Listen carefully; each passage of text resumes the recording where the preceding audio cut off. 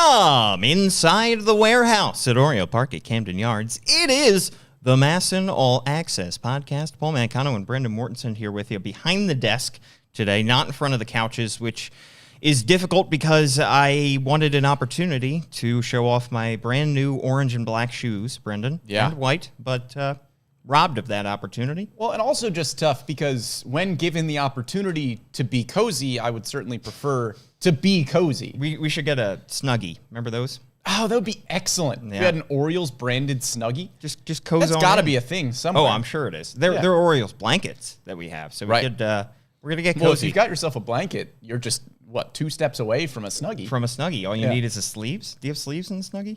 I think that's the whole thing. I don't own the sleeves and the hood and the So maybe more than 2 steps. You probably have to look up a video on how to turn a blanket into a Snuggie. It would take some needle work. You got to find some scissors or something. Yeah, exactly. Get that Snuggie ready to go. Brendan, it's time for a softball update. Oh, it is. It's what the people have been missing. You played in your very first game last time. Yeah, I did. I played as well. Tough game for the team. Got mercy ruled. Yeah. Lost by about 13. It was lost by 12. Lost by 12. It was 13-1. We did not get shut out. No. We scored a run in our final frame. And you and I combined for about 5 errors. Yeah, it wasn't a good showing from me. Not a great showing from either of us. However, I did make an appearance on the mound, Brendan. Yep. Usually we have one steady pitcher, but I came in to this game. You were the Stevie Wilkerson of the team. Yeah, it's for those who don't get that reference, go back and watch that Angels game. Wow. Hopefully you. Am I old? For those who don't get that reference? Exactly. I don't know. That long ago. It feels like it was long ago. It was pre-2020, wasn't it? Yeah, it was 2019. Wow. Stevie Wilkerson in L.A. I came in. I had not pitched in softball before, Brendan, and boy, was it evident. Yeah. I mean, you were wild. One, it was a windy day. Can we give me that? No. Okay. I was effectively wild, though, because that was the only frame in which we did not allow a run. Yeah, I think that's the thing. Our other pitcher, friend of the podcast, Connor Newcomb, he was a little too good. I mean, he was just throwing up meatballs. Yeah. And the other team was just hammering pitches down the middle. Whereas you were nowhere close to the plate. No. And people were kind of swinging at junk. Yeah. And so they weren't making as good a contact, and it worked out for us. It worked out. I walked the first batter. I don't think I can be used for multiple innings at Certainly a time. not. Because I think people will get on and understand the idea that I am not going to be able to keep it in the strike zone consistently enough. So I'm going to be walking a lot of guys, and then they'll just take their walks after a while. But if I just come in for one inning, they're going to get probably frustrated and start to swing at some junk. Right. I also want to shout out our producer, Matt Bonaparte, for a hilarious lower third of Paul Mancano, 0 ERA. I mean, that's gives no context to where that ERA is. It's in rec softball rather than on the mound at Oriole Park at Camden Yards, but it counts all the same. Don't all of us really have a 0.0 ERA at Camden Yards? I've never given up a home run at Camden Yards. Well, that opens up a whole other can of worms. It because does. Ben McDonald has been known to say at the beginning of the season, if a pitcher hasn't appeared yet, that they do not have an ERA. Well, if they haven't appeared yet, yeah, they probably don't. That's like making a fraction where the bottom is 0, so that's an irrational number. Right, you don't have an ERA at that point. Right, because you don't have any innings pitched. But if you pitch one inning... So then you wouldn't be able to say that we all have an ERA of 0 because a majority of us would have just not have an ERA. Exactly, yeah. It would just be an irrational I. Isn't that what that's called? I'm not a math guy. Yeah. Not a math podcast. All right, Brendan, on this podcast, we're going to be discussing guys that don't have an ERA of 0. No. But that's okay. Except for Yenny or Cano. I'll tell you, Mike Bauman's awfully close to 0. Less than 1. All right, let's talk about kind of what we've seen from the Orioles through the first 3 weeks of the season. We've seen some good. We've seen some iffy, especially when it comes to the starting pitching. Let's start with the good. Let's start talking about this offense that has put itself near the top of the league in a lot of offensive categories. They're currently second in all of baseball behind the Tampa Bay Rays in on-base percentage. I think they were 22nd last year in OBP. Adley Rutschman is helping, but you've got other guys who are drawing more walks. They're 8th in the league in homers. I think 6th in the league in runs. This offense right now, Brendan, is humming. Yeah, it's been excellent. And it starts with Adley Rutschman, as you mentioned. A .323 batting average, a .457 on-base percentage. I think there's a legitimate case to be made right now that Adley Rutschman is the best catcher in baseball. Yeah. We talked about an all-star appearance before the season. I mean, he's putting himself he got MVP votes last year. I know we're 3 weeks in. Yeah. But I mean, my gosh, he's on an MVP trajectory. Yeah, and he is already a top 5 defensive catcher in baseball. We knew that coming into the season. And last year, he was still excellent offensively, but he wasn't .457 on base percentage excellent offensively. We've seen him mash from the right side of the plate now as a right-handed hitter, which is something that we didn't really see last year. We talked with Matt Borgschulte a week ago, who said that Adley's right-handed swing might be even better than his left-handed swing, which is something we didn't even really see last year, but we're starting to see it this year. A 179 OPS plus for Adley Rutschman, which means he is, based on the average, OPS plus of 100 would be a league average, so 79 would be a 79% better than the league average. So he has been unbelievable so far. Yeah, and it's not just Adley. It's Jorge Mateo, who is in the midst of a great start to the season. He's hitting .370 with 3 homers, and his OPS is right around 100 or 1,000, doing exactly what he needs to do. I think you could say to hold on to this role of the starting shortstop, because there are guys that we've said before are nipping at his heels. We saw how close Joey Ortiz got to getting the call up when Ramon Urias was hit in the head by that pitch. Right. These guys are right there, and you're kind of reminded of how close they are when something like that happens and somebody gets injured. Jorge Mateo needs to keep producing offensively. His defense won't just be enough to keep him as entrenched as the starting shortstop. So he's doing exactly what you need him to do. Yeah. In a couple of podcasts before we got into the season, I think you and I both agreed that Jorge Mateo was kind of on the hot seat. Just with the nature of the Orioles system right now, with Jordan Westburg and Joey Ortiz both putting up excellent numbers in AAA Norfolk, if Jorge Mateo was going to continue to kind of be a black hole in the Orioles lineup, you couldn't really justify keeping him there if you had Westburg and Ortiz that could give you probably not the same value defensively, but better value on offense. And Jorge Mateo, right now, as you mentioned, he doesn't need to hit .370 for the entire year. His average could drop 100 points, and it probably will. But if Jorge Mateo maintains a .270 average, if the on-base percentage is up towards .350 for the entire year, if the OPS is closer to .750 and not the, .650 that it was last season, Jorge Mateo can lock down this spot probably, until Jackson Holiday gets to the bigs, at least? That's probably looking pretty far down the road, but it's a possibility, certainly. And then you look at somebody who came into this year with not a ton of pressure, not a ton of competition right behind him, but somebody who I think you could say was a healthy amount of pressure to succeed this year, and that's Austin Hayes. Yeah. We talked last week with Matt Borgschulte, the Orioles co-hitting coach, about the work that Hayes put into the offseason. Look, we saw a great start last year from Austin Hayes, and so far he's hitting .344. He needs to maintain that throughout the entire course of the year because you have Colton Cowser, Hesston Kjerstad down in AA, who we're going to talk about later on this podcast. I don't think Cowser, just because he's hitting .293 now, is going to come up and all of a sudden take somebody's spot. But I think Austin Hayes had something to prove this year. Yeah, absolutely. And it was to prove that he can be consistently productive. And not just Colton Cowser, but you also had Kyle Stowers on this roster to start the year, who played well enough at the big leagues last year to maybe at least garner consideration for more playing time at the big league level this season. And Austin Hayes has just done nothing but hit. I mean, it is consistent hard contact out of Austin Hayes. And if you look at his StatCast numbers, it's a lot of red. 94th percentile in barrel percentage. 94th percentile in expected batting average. 96th percentile in expected slugging percentage. The dude is absolutely mashing right now. And it is hard to be a right-handed hitter at Camden Yards right now, but he still has gap power. We've seen him been robbed of a few home runs here. But he has gap power. He is hitting balls hard to every part of the field. Really encouraging from Austin Hayes. Yeah, and let's hope that it continues. And you look at the successes of guys like Jorge Mateo, Adley Rutschman, Austin Hayes, and it helps overshadow, in a good way, the struggles of particularly Gunnar Henderson and Anthony Santander. Yeah. Gunnar Henderson is pretty much every at-bat now either walking or striking out. And it's to be expected He's 21 years old. Remember, he was down in high A last year. He started the season in double A last year. Yes, he is the number one prospect in baseball, but some struggles to start the year are to be expected. And I don't think either of us expected Gunnar Henderson to come out of the gates on fire. It was a possibility, but this kind of learning curve is mitigated by the fact that they have other guys in the lineup that are hitting as well as they are. And it takes pressure off of Gunnar so that he's not being asked after games why he's not hitting. Reporters are going to other lockers. They're going to the lockers of the guys who are hitting after the Orioles score 8 to 10 runs a night.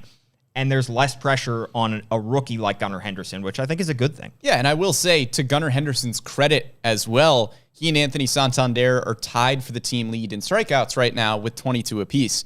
Anthony Santander has walked 7 times, which is honestly not bad for Anthony Santander in 15 games, given the plate discipline that we had seen from him in the past. But Gunnar Henderson has walked 14 times. Yeah.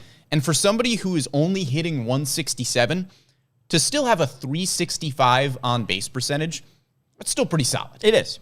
And you need to see Gunnar Henderson be more aggressive. You know, we've heard it countless times on the broadcast. Ben McDonald has talked about it a lot. Gunnar Henderson needs to swing at pitches in the zone, which he isn't really doing. You love that the swing decisions have been hammered home with Gunnar Henderson, and he is only swinging at pitches that he feels like he can do damage with. He's got to swing at a few more because he is leaving some pitches in the strike zone that he could probably do damage with. You like him being selective, but you don't want to completely take away his aggressiveness, which is kind of what has happened so far for Gunnar. Yeah, you don't want a repeat situation of, do you remember back in 2020 when DJ Stewart started the year? Got some throwbacks today. Yeah. Stevie Wilkerson, DJ Stewart. Hopefully people aren't too young for that reference. 0 for 16 to start the 2020 season, but he was walking a ton. He walked 9 times in his first 10 games. And he had a high on-base percentage. He had an 385 on-base percentage without having a hit. Yeah. That's just not going to be good enough. Like, no. It's cool. It's funny. It's a weird fact. But he does have to, at some point, drive the ball. And I think we are starting to see him drive the ball and get a little bit unlucky so far. Yeah. He's hit the ball hard. I think in Chicago he hit several balls hard that just found gloves. So I do expect that to turn around. And Adam Frazier said a couple weeks ago on an article on MASNsports.com, he's expecting him to turn around. I think people and the team are not worried about Gunnar Henderson right now, and fans shouldn't be either. No, I'm not worried about Gunnar Henderson. The thing that is tough right now with Gunnar as well, though, is that it seems to be bleeding into his defense a little bit. He's got 4 errors right now. He's probably frustrated, pressing a little bit at the plate, and it seems like it might be on his mind a little bit when he is playing defense, because he has not been close to as solid defensively as he was last year. And if he's not hitting and he's not solid defensively, Brandon Hyde might need to give him a few more days off here and there, especially given the dearth of infielders that you have at the big league level right now. And just to back up what I was saying before with the swing percentages here, last year, Gunnar Henderson swung at 62% of balls in the strike zone. He's currently at 48.5%, which is a drastic difference. Yeah. So he's got to swing at strikes. Yeah, absolutely. And Anthony Santander, meanwhile, hit his first home run of the season on the road trip. The home runs are going to come for Anthony Santander, and somebody who I think has less pressure behind him than somebody like Austin Hayes. But that being said, he's got 2 years under contract, this year and next year. And I don't want to read too much into 3 weeks of sample size. But this is another guy that I do think long-term, if he proves to just be kind of streaky, just be a little bit more of a question mark on offense than he was last year, that's a spot that I think you could look down the road and say that might be Heston Kjerstad's spot. Yeah, absolutely. Especially considering the fact that Anthony Santander is not great defensively in right field. We've seen it pretty consistently late in games. We saw it last night. Brandon Hyde opted to put Ryan McKenna in right field in the 8th inning as a defensive replacement for Anthony Santander once he was out of the lineup. So if he's not going to play great defense, if he's going to consistently be your DH, then you need to see good production offensively from Anthony Santander. This is nothing against Adam Frazier. Adam Frazier is not a power hitter. No. Anthony Santander can't have a worse slugging percentage than Adam Frazier. That just can't happen. It's not going to happen for the rest of the season. But Anthony Santander only has 1 home run, which matches Adam Frazier. That can't happen. Right. And you give credit to Adam Frazier. Yeah, because sure. Adam Frazier is exactly what the Orioles hoped he would be. Yeah, Adam Frazier has been playing some really solid baseball. Yep. He's been great defensively at second. The OPS hovering around 700, kind of what we expected from Adam Frazier. And all the people that disparaged the signing, I just don't hear them anymore, Brendan. No, me neither. They've just kind of disappeared off my timeline. Frazier has cooled off a little bit. He has, I will say. But he has still been very solid. He's been better than he was last year, which is what we said. He Yep. was going to regress positively this year, and he's playing solid defense at second base. I think he's been exactly what they could have asked for. And people who said Terran Vavra, you wouldn't notice any drop-off between Frazier and Vavra, you notice the drop-off between those two players. Very much so. All right, let's talk about, that's the good, the great, the offense. Let's talk about some struggling players right now, and especially in this bullpen right now. Yeah. And the conversation has to start with Austin Voth. Now, Voth did record his first scoreless outing of the season Sunday in Chicago. Prior to that, though, he had allowed 8 earned runs in 8 innings, including 5 homers.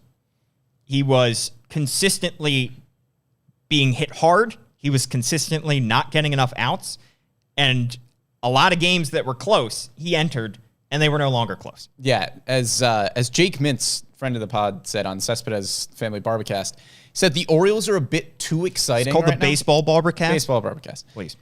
The Orioles are a bit too exciting right now, which is a really good way to put it, because the offense is really fun, but right now they're up like 5 runs, and you're just like, I don't know. Yeah. Because the bullpen hasn't been good enough to maintain those leads. We saw the bullpen last year. Felt like if the Orioles were up by 2 runs, that game was out of reach, because you could get to the 7th, 8th, 9th innings with Dylan Tate, Cesar Perez, Felix Bautista, and the game was over.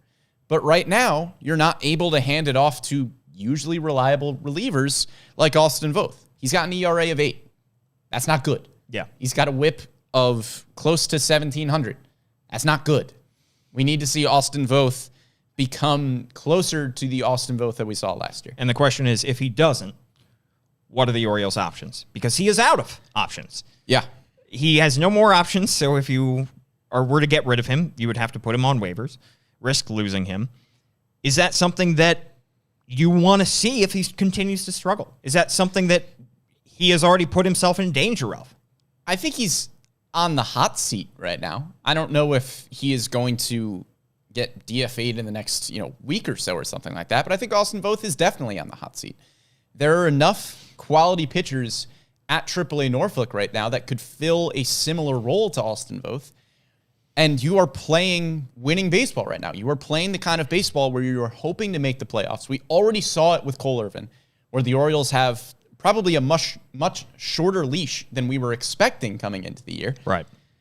If Austin Voth continues to not perform, what's stopping the Orioles from calling up Spencer Watkins, who can play a very similar role as a long reliever out of the bullpen? We've already seen Mike Baumann do it more effectively than Austin Voth so far this year.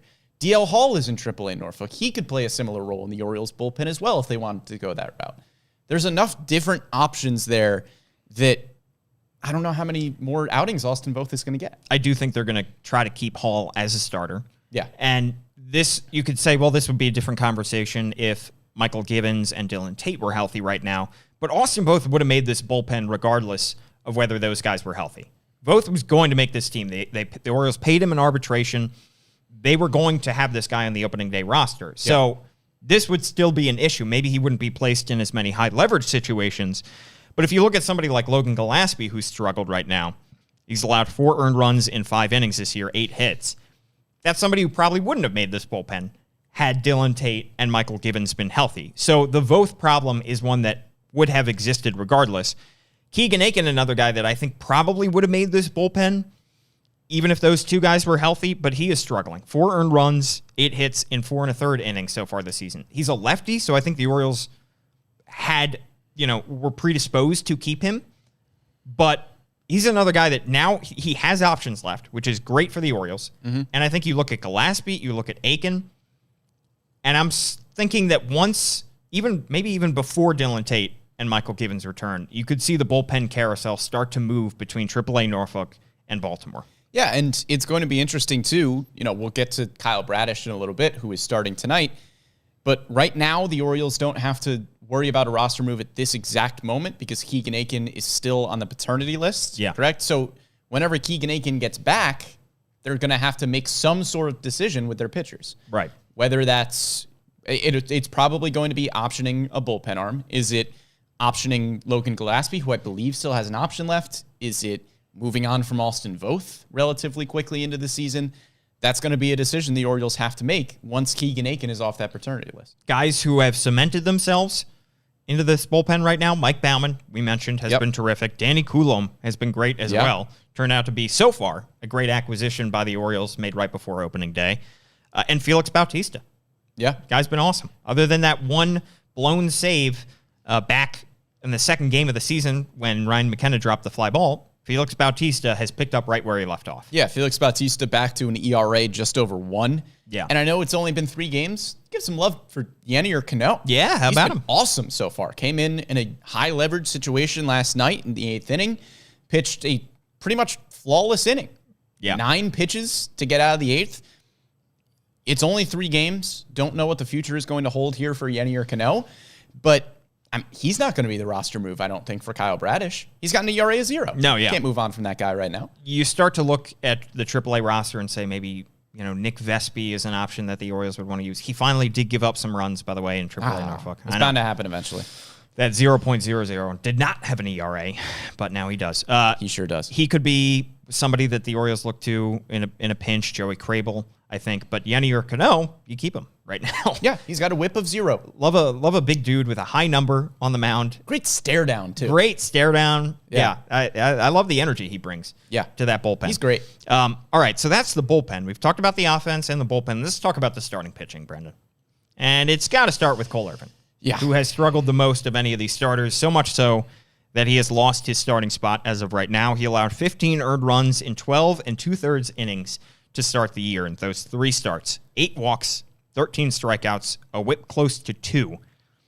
Brandon Hyde said command was the biggest thing that Cole Irvin needed to work on in AAA. We saw him last night in Norfolk, 6 innings, 7 hits, 2 earned runs, a walk, only 2 Ks. It's not expected to be a long stint in AAA, but I don't think he's coming right back after that one AAA start. No, I would agree. I think Cole Irvin is now pretty solidly on the outside looking in of the Orioles starting 5. We're going to talk about Grayson Rodriguez in a little bit, but Tyler Wells has been decent. He's been one of the better starters in this rotation right now. There's not really anybody that you could justify bumping out for Cole Irvin at this point, unless you see some great things from Cole Irvin in AAA Norfolk. You see the progression that you need to see. I don't think anybody's getting bumped for Irvin anytime soon. And it's really surprising because when we talked about Cole Irvin, when the Orioles first made this trade, I think you and I both said, okay, the ceiling might not necessarily be there for Cole Irvin. He's not going to be your number 1 or number 2 starter in the rotation going forward, but he's not going to be, the floor isn't going to be what it is now. Yeah. We were pretty sure that he was going to command his pitches. He was going to give you 6 innings, 3 or 4 earned runs. He wasn't going to lose you a ton of games. He was going to be a Kyle Gibson-esque pitcher where he was going to eat innings, wasn't going to walk a ton of guys, wasn't going to absolutely blow up. And then he blew up because he couldn't command any of his pitches. And it's really surprising out of Cole Irvin, given the walk numbers from last year. The fact that he is a quick worker who can command the zone. He's going to throw strikes. He's going to induce soft contact. That was the book on Cole Irvin. And then he just didn't throw strikes. Right. And that's something that we have seen Kyle Gibson do very effectively. Yeah. Pitch to contact, and the Orioles defense, yes, they've had some lapses, but I think for the most part, the infield defense has been solid behind him. And he's had great success so far. Yeah. Cole Irvin just hasn't. Yeah, Kyle Gibson not striking out a ton of guys, but he's getting the ball on the ground. He's letting the defense play behind him. That's all you needed from Cole Irvin. Right. But instead, he's walking close to 6 batters per 9 at the big league level, which is just not something we've seen from him at all throughout his career. It only took 3 starts for the Orioles to temporarily pull the plug. They could plug it back in on the Cole Irvin starter situation. But you do wonder, Brendan, if neither of us thought there was any chance before the season that after just 3 starts, Cole Irvin would be back in the minors. No. We thought he had a much longer leash than that, and he used it up pretty quickly by struggling as much as he did. But you do wonder if this isn't just a statement to Cole Irvin that he has to get everything figured out before he comes back up, but that the Orioles in general were frustrated with their starting pitchers. Yeah. until Dean Kramer went out and shoved last night with 6 2/3 scoreless against the Nationals, he was not great to start the season. He had allowed just about as many earned runs as innings pitched this year. Kyle Gibson has been very solid. Yes, he did allow 4 runs in his last start, but he's been pretty good. He wasn't going to lose his spot in this rotation. We'll talk about Grayson in a moment. Bradish, of course, has gotten hurt. Wells has been so-so, pretty good. Yeah. But I think the Orioles were a little bit frustrated with the performances that they were getting out of their starters. Yeah, as they should have been. I mean, we kind of heard the frustration from Brandon Hyde. You know, he would get asked, what are you looking for out of your starting pitcher tonight? And the answer was just always length. And we talked about the struggles with the bullpen. Not to give the bullpen a pass, because some of the bullpen arms have just flat out not been very good, but that bullpen is getting worked. And they shouldn't have to be worked to the extent that they are right now. Right. We've seen Kyle Gibson go deep into some games. Dean Kramer, his first time going deep into a game was last night. We haven't really seen Tyler Wells do it, even though he did have that really good 5-inning stretch when he wasn't even starting. Haven't seen Grayson Rodriguez do it. Haven't seen Cole Irvin do it. Obviously haven't seen Kyle Bradish do it because he hasn't had the opportunity to do so.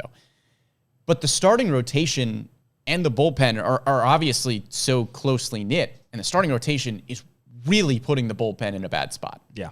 It's has not been great right now. And you saw Dean Kramer very animated last night, reacting to some strikeouts. And I think maybe he was feeling a little bit of pressure. I think, at least my impression from watching Dean Kramer last night, I came away from that start going, he pitched like somebody who thought his job was on the line. Right. Because he saw the hook come out pretty quickly for Cole Irvin, and Dean Kramer's numbers weren't much better. No. Until last night. So I think Dean Kramer pitched like somebody who thought, okay, if I don't shove tonight, like this could be one of my last starts in the rotation for a little while. Yeah, he's got an option remaining. We haven't seen him used as a reliever, so the Orioles will probably just send him right back down to AAA Norfolk. Yeah. Should the struggles continue. Let's talk about Grayson Rodriguez and what we've seen from him through 3 starts, Brendan. The first innings, not so good. Not good at all. The rest of the outings, pretty good. Yeah. He's walked the leadoff batter in each of his first 3 starts.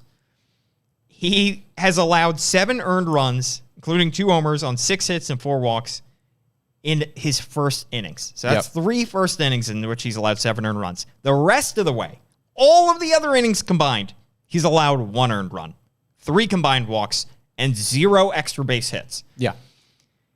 Just has to cut out those nasty first innings, Brendan. I don't know how you do it, but you just got to snip them off. Yeah. Can they start games in the second inning? Now, hopefully. I mean, as you said, I don't think a 6.91 ERA for Grayson Rodriguez is really indicative of how well he has pitched, because I still come away from his starts feeling like he pitched pretty well. Well, because he ends them so well. Right. As you mentioned, he's allowed 11 earned runs total. 7 of them have come in the first inning. Second, third, and fourth innings, he has allowed just the combined 1 earned run. Yeah. So he needs to just come out of I don't know what it is, but he just needs to come out of the gate and pitch better, which is ironic considering the question marks that we had about Grayson Rodriguez once he got the call, which was, hey, this guy hasn't pitched very deep into games. How is he going to do second, third time around the lineup? He's doing fine second time around the lineup. Third time around the lineup, not as much, because the 5th inning of his starts has also not been great. That's where the rest of his 3 earned runs come from. But it's the first time around the order that's getting Grayson Rodriguez. And the thing I want to hammer home here, though, Paul, is that I don't think there's a need to send him back down to AAA Norfolk to get this stuff figured out. He needs to start putting hitters away in 2 strike counts. He needs to stop walking the leadoff batter in the first inning. Obviously needs to figure out that early innings. The command needs to be sharper earlier on, because we have seen him just absolutely lose the slider in first innings to the point where he just becomes a fastball changeup pitcher. I think those are all things that can and should be corrected at the big league level. You let Grayson Rodriguez work it out every 5 days, because what is he going to do in AAA? And he works it out over the course of each of his starts. That's the crazy thing is. In like the second and third innings, he looks unhittable because the slider is working and he's hitting his spots. I don't know if it's an adrenaline thing, if it's getting too many Red Bulls before one of his starts kind of thing. It was understandable in Texas because it was his first career start. Yeah. It was understandable in his second career start because you were at Camden Yards. It was your home opener. But it's not really understandable in Chicago. I mean, I know the weather wasn't great. And you had to wait around for an hour. How many different things are we going to use here? Right. At some point, this has to be something that he figures out. And I don't think it's something that an opener would help by any stretch. I think this is something he just has to work out on his own, because we see when he locks in, and he said as much, once he gets to his tempo and he is controlling the game, truly, he's unhittable. Yep. It's just getting him there faster. And this is something I'm sure the Orioles are very aware of. I'm sure Adley's very aware of, making sure that he is in the right spot to start the game, because he cannot be wild. Unlike me pitching on the mound in softball, he cannot be effectively wild to start the game. He has to show that kind of control out of the gate. But it is interesting because I know there was a lot of pushback from fans when he didn't make the opening day roster, something that we expected him to do. I mean, if you didn't believe that he had these issues in spring training and that these were real issues, you do now, because we've seen it. Now we have seen it in games, and now we know why the Orioles were a little bit hesitant in having him start the year on the big league roster. They really only are keeping him here. The reason he got his call up, remember, was because of Kyle Bradish's injury. The Orioles had these question marks. They had these concerns. Those were real concerns, and we're seeing them play out right now. However, if he can work his way through those at the big league level and not have to go back down to AAA Norfolk, that's ideal. Yeah, as I said, I think he can work out those things at the big league level, and he should work out those things at the big league level. Ready for this take here, Paul? Oh, God. He has the best stuff of anybody in this Orioles rotation. I would agree. Maybe save Kyle Bradish. Kyle Bradish, I think, has an argument, but we just haven't seen Kyle Bradish much this year. Did you see Dean Kramer pumping 97 yesterday? I did. But Grayson Rodriguez does that on a consistent basis. He's got better. I know. He has that out there. The best stuff in the Orioles rotation. Right now, he's striking out close to 12 batters per 9 innings. Nobody else is touching that. Cole Irvin was at just over 9, but he didn't pitch well, and he's in AAA Norfolk. And Kyle Bradish, we haven't seen be able to put up those kinds of numbers. But Kyle Gibson is striking out 5 batters per 9. Dean Kramer's at 6.5. Tyler Wells is at just over 6. Grayson Rodriguez gives you something completely different, which is, when he is at his best, a strikeout dominant pitcher. Yeah. And the Orioles don't have that outside of him. I mean, maybe you could make a case when John Means comes back that his changeup will push him over the edge. John Means' strikeout numbers didn't touch 12 per 9. No, and I don't expect Grayson's 12 Ks per 9 to stay there. But, I mean, Means does have very good stuff as well. He just doesn't have the same power. Very few guys do have the same kind of power, overpowering stuff that Grayson has as well. But we've seen stuff isn't everything. We saw with DL Hall, who, by the way, just threw 89 pitches in his last start. He's pretty much stretched out in AAA Norfolk to starter's length, which was the big thing for him once he didn't make the opening day roster and was sent to AAA Norfolk because he started spring training late. But he's got a 4.76 ERA in 3 starts. He's walked 7 batters in 3 starts, Brendan, and he struck out 15. It's the same script for DL Hall experience. It is high strikeout, high walk numbers that we've seen from DL Hall, and these issues are cropping back up once again. Again, 3 starts, small sample size, but we have seen before the lack of ability to command your great stuff is something that will keep you out of the big leagues. Yep. And Grayson Rodriguez needs to continue to show that he can command the baseball, especially in the first inning, a little bit better than he has. Yeah, because the stuff is there. He's in the 70th percentile in whiff percentage. He is in the 81st percentile in baseball in chase rate. He has it. 78th percentile in strikeout rate. The stuff is there. If he can get out of the first inning, heck, I'll take a run from Grayson Rodriguez in the first inning. Yeah. If he can allow 1 earned run at this point, that would be better than his current first inning ERA of 21. So let's get out of the first inning, and we'll be good from there. Yeah. Speaking of DL Hall, by the way, people have wondered where he is in the pecking order and when he could get his call up, because we do think the Orioles are going to commit to him being a starter. We've said before, we think that's the way to go when it comes to DL Hall. I think he's about 7th right now. He's the Orioles' 7th starter. They have their 5 guys right now. They have Kyle Bradish, who's coming back tonight and going to take the spot of Cole Irvin in this rotation. John Means is not going to be back until July. And then I think you could probably say that Cole Irvin is their sixth guy. If somebody were to go down in that 5-man rotation, they would call him back up and say, we know you had stuff you had to work on, but we need you right now. And then I think you would have DL Hall right behind him. I think DL Hall is 2 injuries away or 2 demotions away from getting his shot in the big leagues as a starter. I would agree. I think there's even a possibility that he's 8th. I think there's a possibility that Spencer Watkins could be higher on the pecking order than DL Hall. Spencer Watkins got called up over the weekend, then right back down. Yeah, Spencer Watkins got called up, A. And B, we have seen Spencer Watkins be successful as a starting pitcher, both at AAA Norfolk and at the big league level. We have seen DL Hall be a solid bullpen arm at the big league level, but we have yet to see him be a successful starter in the majors. And we've honestly yet to see him be a really successful starter in AAA Norfolk. Yeah. You mentioned that the strikeout numbers are still great. We know the stuff is there for DL Hall, but put it in the strike zone.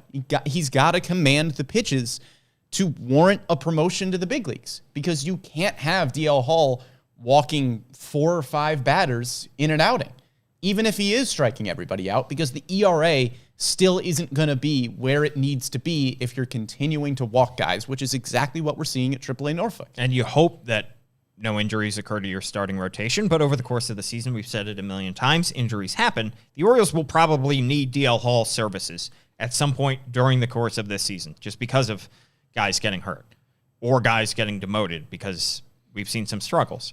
So they're going to need him. And when he gets that call, he's going to have to perform. Because the days of DL Hall being viewed as, a project and he just has to work on some stuff, he's losing more and more rope every time he goes out there and he walks multiple batters in a start. Yeah, it's put up or shut up for DL Hall right now. Like, this is his age 24 season at AAA Norfolk. And given the pedigree of DL Hall, given the stuff that we have seen over the last few years, he should not have an ERA close to 5 in AAA.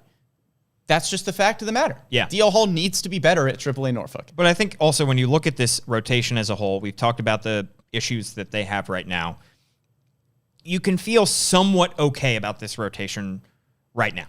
Just because Kyle Bradish coming back, I think, is going to be massive. He looked great in an inning and 2/3 in Texas. I know that's an inning and 2/3, and he got hit around in Bowie a little bit near the end of his start.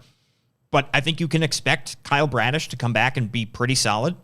I think you can expect Grayson Rodriguez to hopefully figure out some of his first inning issues and have that ERA dip below 6, like you said. He's probably going to keep getting starts.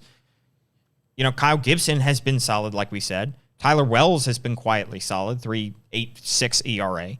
So I don't think it's panic time by any stretch in this rotation. And with the start that Dean Kramer put up last night, yes, I know it's the Nationals, not the most offensively explosive team in baseball, but he clearly is now pitching with a fire under him. And I think you can feel okay about your starting pitching right now. I don't think this is the best version of this Orioles rotation that we'll see all season. Maybe when they get John Means back, maybe if they make a couple changes here and there. But I feel okay about this starting 5 right now. Yeah, I do as well. I think you're going to see the ERA for Dean Kramer continue to dip down. I think it's going to get closer to around where Tyler Wells is at right now at a 3.86 ERA. That's around my expectation for Dean Kramer this year. Kyle Gibson, right around where I thought. ERA just over 4, that's fine. I think Cole Irvin will come back down to earth. I think Grayson Rodriguez will figure things out.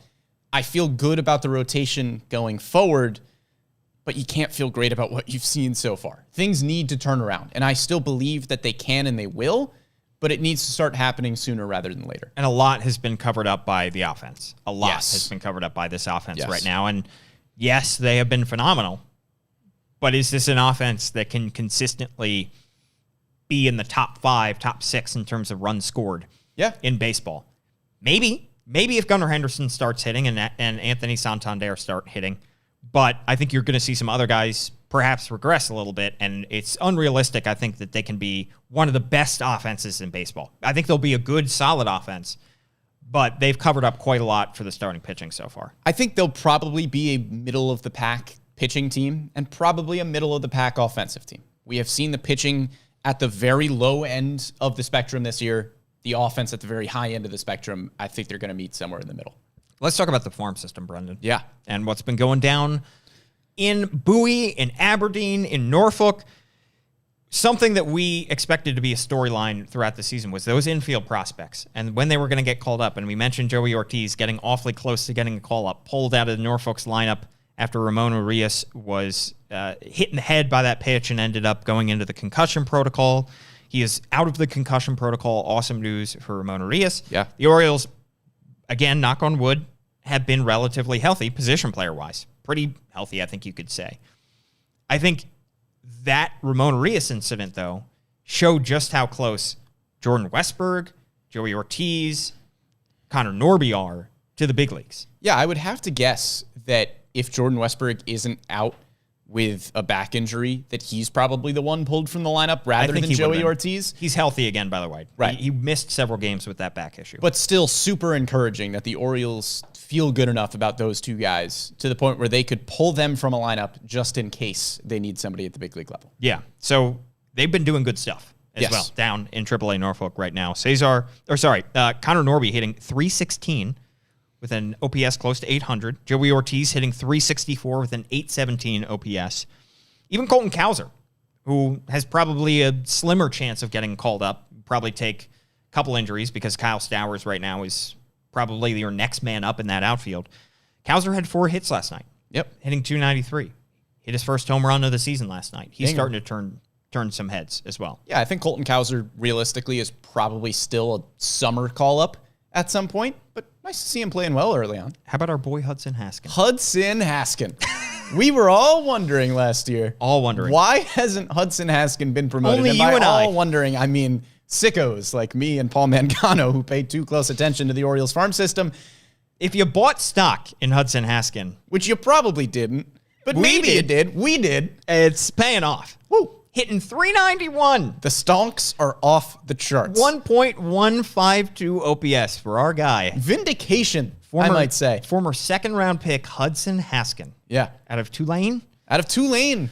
Weird swing, Hudson Haskin, if you haven't watched Hudson Haskin. You just wonder, how good does the production have to be for him to leapfrog some other guys? How many injuries have to occur for him to leapfrog Colton Cowser or Kyle Stowers or even Heston Kjerstad, who's a level below him? If last year is any indication, Hudson Haskin will continue to hit .390 and he will be at AAA Norfolk for the entire year. Yeah. I mean, he is a much better prospect, I think you could say, than like a Robert Newstrom, who at this point last year, there were some fans that were calling for Robert Newstrom to get called up. Yeah, and Haskin, again, is a former second-round pick. I think that's a pretty good indication Plays center of field. How the organization feels about him. He's playing really, really well. I mean, we haven't seen a ton of guys come up from AAA without the super high pedigree and leapfrog some others.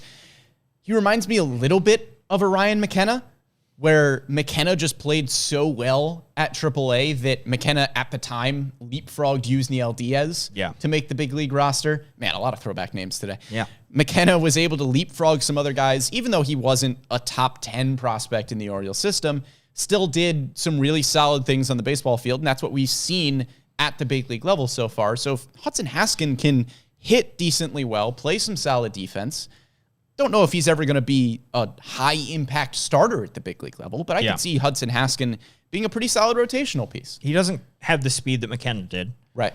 A couple years ago, though, by the way, in 2021, he did steal 22 bases, but last year he only stole 5, which is kind of surprising.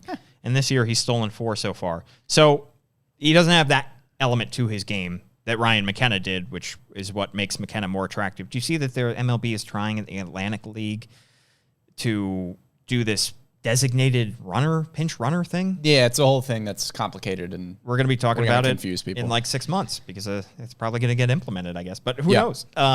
It's complicated. It's like a designated pinch runner that they can only use in that spot. I don't fully understand it. Would be interesting. I don't know. Makes no sense. Orioles have plenty of good runners as is. Yeah. I think they're okay between Mateo, Mullins, and McKenna. Down to Double-A, Brendan, real quick. Yeah. Chase McDermott has been awesome to start the year. Remember, they got him at the trade deadline last year from Houston. 13 1/3 scoreless innings to start the year. He did give up, was charged with some runs, I think, after he left yesterday's game, last night's game. But one of those guys we talked about on previous podcasts, Chase McDermott, Cade Povich, Seth Johnson. Those are the three pitchers that the Orioles will have to get probably one starter out of. Yeah. One big league starter out of in order for those trades to be considered a success. And with the progression that we have seen from McDermott and the offseason hype around Cade Povich, could have two. Yeah. I mean, we had a podcast a few weeks ago. Could Mike Elias trade for pitchers, evaluating some of his trades? The answer? Maybe. Maybe. Looks pretty good so far. How about Heston Kjerstad? Now, last night he went 0 for 4. Yeah. Lowered his OPS to really an embarrassing 1.109. That's terrible. Awful. Yeah. What's this guy doing? He's been hitting the cover off the ball to start the year. Somebody who played, 65 games in high A and didn't put up incredible numbers. Again, it's a pitcher's park in Aberdeen. It sure is. Yeah. But hit the cover off the ball in the Arizona Fall League and is now was mashing in spring training and is now mashing in AA Bowie. It's just so cool. I know we keep saying it about Heston Kjerstad. It's like, wow, look at it. And I don't want to treat Heston Kjerstad like some... As a special case. Right, yeah. as a special case, because he is a former number 2 overall pick. This pedigree was always there. But it is incredible that he is playing at this level. And you can see the added bulk that he has worked on over the past couple years. Big dude. And I think that is huge for him, literally and physically and metaphorically, because it adds so much to his power, which is going to be his calling card. Yeah. And that's something that, the Orioles will probably need in a year or two. Yeah. With Anthony Santander hitting free agency in a year and a half. I mean, Heston Kjerstad is the type of player that if he continues to progress at this rate, could be a left-handed power-hitting right fielder who hits 30 home runs in a left-handed friendly Camden Yards. Right. We could be seeing from this window a lot of Heston Kjerstad home runs on the flag court. We could be catching some of these. We could. I mean, I don't know if he's going to hit the 5th floor of the warehouse, but maybe. That would be absolutely insane. Give him a metal bat. I don't know. Yeah. How far could they hit? How many stories up could somebody hit BP if they were given a metal bat? Probably pretty high up. Second level? That'd be crazy. Yeah, that'd be crazy. Should we try it? Yeah. You and I could Let's give it Adley. As two you and right-handed hitters. Yeah. Perfect. Yeah. Nobody's meant to play at Camden Yards more than you and I. No. As evidenced by our 5 errors in our last softball game. We will have another softball update next week. Don't worry. At Brendan Morty is his Twitter handle. Wait, Paul, one more guy I want to shout out. Oh, please shout. I got one more guy I want to shout out. Please. We've talked about the starting pitching a lot. We have. On this podcast. A couple of guys at AAA Norfolk. One guy that we haven't talked about yet, your guy, Drew Rom. Drew Rom. He's been unbelievable so far. He has been great. He was player of the week, I think. 169 ERA through his first 3 starts. He's got a whip below 1. I mean, I'm not saying that he's going to leapfrog DL Hall or Spencer Watkins or anything like that. He's still only in his age 23 season. But if Drew Rom continues to put up some really good numbers at AAA Norfolk, could be knocking on the door. Yeah, and it's something that we've said before that a lot of pitching prospects, and this is the nature of the beast in any organization, but especially in the Orioles recently, some pitching prospects have gotten to the AAA level, and that's where they've hit their massive speed bump. Yeah. We've seen it with Alexander Wells and Zach Lowther and those guys. So for Drew Rom, who is not going to have overpowering stuff, is going to be a crafty lefty of sorts, for him to be able to pitch well in Norfolk is going to be a massive indicator of whether he is able to make that jump, obviously. But that's for every player. Yeah, kind of almost a similar pitcher to Cole Irvin, who now joins him in AAA. Maybe he could learn a few things. And Drew Rom is kind of a sponge. He does pick up quite a lot from... I remember a couple of years ago, he talked to John Means when Means was on a rehab assignment about what he could learn about being a crafty lefty of sorts. The patented John Means changeup. Exactly. I think that's where he learned it. Yeah. All right. Well, exciting stuff. Also, one more guy. I'm going to go back now. Whoa. Cesar Prieto. Yeah. Because I did say his name accidentally when I was trying to talk about Connor Norton. Got ahead of yourself, and then you got... And then I forgot about behind? it. Sure. 349 average with an 866 OPS for Bowie. Somebody who got a little bit pushed beyond his limits last year. Yep. A little bit exhausted by the end of the year. It was the longest season he'd ever played in by far last year, and you could see the effects of that fatigue at the end of the year. Now he is hitting about what the Orioles expected to have him in Bowie. And the thing is, there's so much of a logjam in Norfolk in that infield between Westberg and Norby and Ortiz. Doesn't really have anywhere to go. Yeah, and Prieto, don't want to lose him in the shuffle. He's still a very exciting prospect. One of the better 4 contact hitters to come out of Cuba in a really, really long time. But as you mentioned, the seasons there much shorter. He wore down a little bit towards the end of the year. So exciting to see this right now from Cesar Prieto. I think the biggest measuring stick for him is going to be when we get to the summer months. Yeah. What is he still doing over the summer? Is he still putting up solid numbers? I think that's going to be the biggest question. Brian on YouTube saying a tennis ball maybe could hit the warehouse. I don't know if it's got the weight to it. Yeah. Like a tennis ball would get caught in the wind. Yeah, I think it would jump off the bat, certainly, but then once it gets to a certain distance, it might die. I also would worry about if you give Adley Rutschman a wooden bat and a tennis ball, he might just break that thing. I mean, that thing might just... Oh, yeah. Probably. Cut open. I don't know. I don't know how physics work. No. Or tennis balls, apparently. Apparently. At Paul Mancano is my Twitter handle. At Brennan Morty is his. Thanks so much to Matt Bonaparte for running this podcast as our producer. Of course, you can catch the podcast on Spotify, SoundCloud, Apple Podcasts, wherever you listen to your podcast. You can also watch it on Facebook and on the MASN app and MASNsports.com each and every week. And we will be back next week with another key softball update.